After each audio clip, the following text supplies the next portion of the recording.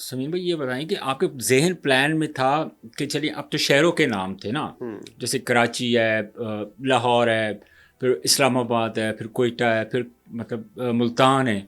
तो आपके प्लान था ये पहले आपके माइंड में कि यार हमने लाहौर को कलंदर का नाम देना है? सो ये आइडिया कैसे आया और इसके ऐसा ऊपर? कुछ नहीं था, ऐसा कुछ भी नहीं था। हमने तो, मैं वही आपको बता रहा हूँ कि स्टार्ट यहाँ से हुआ कि मैंने पाकिस्तान नहीं आना, क्योंकि मेरी अम्मी की डेथ हो चुकी थी। जी जी।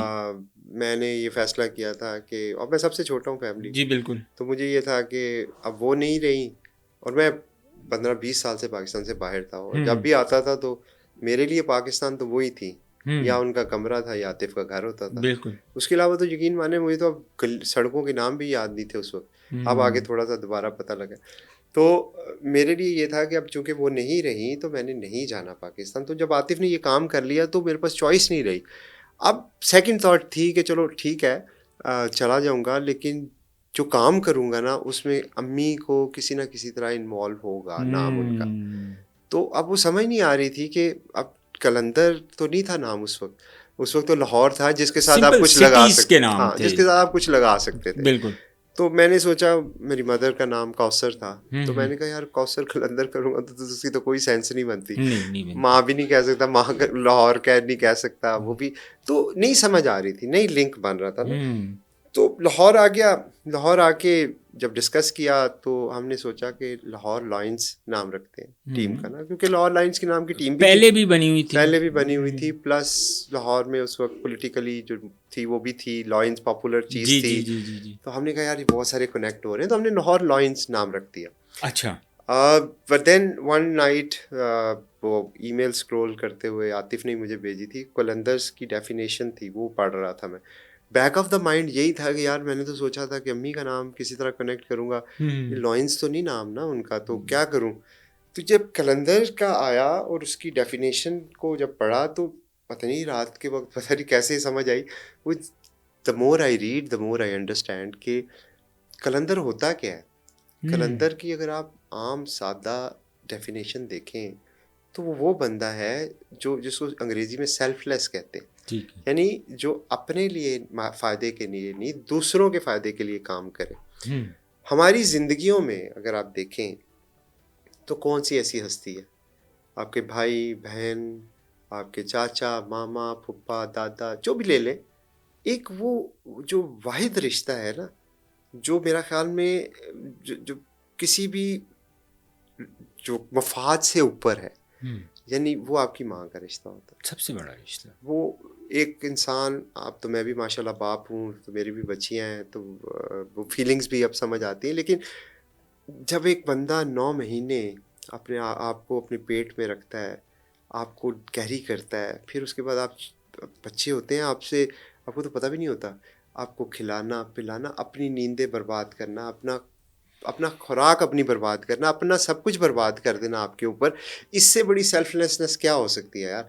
आप किसी को पैसा दे सकते हैं, अपनी ज़िंदगी कोई किसी को देता है? वो माँ देती है। माँ देती है। तो मेरी माँ ने भी दी थी। तो ब्रिलियंट। इसलिए वो फिर जब ये कनेक्ट बना तो मुझे लगा कि यार ये नाम कलंदर रख देते हैं। तो अब ऑब्वियसली दुनिया में किसी का फ्रेंचाइज का नाम कलंदर था ही नहीं। नहीं ये इट वाज सरप्राइजिंग एक्चुअली। हाँ, तो वो tiger, lions, dwells, fighters, you know, Gladiators, ये अच्छे नाम है, मैं बुरे नहीं कह बिल्कुल रहा, लेकिन नॉर्मली इंटरनेशनल जितनी भी अगर क्रिकेट की बात करें, जिस तरह इससे पहले भी बहुत सारी दुनिया में लीग्स हो रही थी, तो किसी शहर के नाम के साथ लाइक जिस तरह आपने कहा इस तरह के नाम जो थे वो अटैच होते थे। हाँ, तो उस वक्त फिर ये आतिफ को मैंने कहा कि यार ये नाम रखते हैं। तो आतिफ ने फिर, खैर आतिफ ने बड़ा उसको बैक किया, क्योंकि उस दिन जब ये नाम रखा तो बहुत सारे लोगों ने बहुत सारी नेगेटिव फीडबैक दी।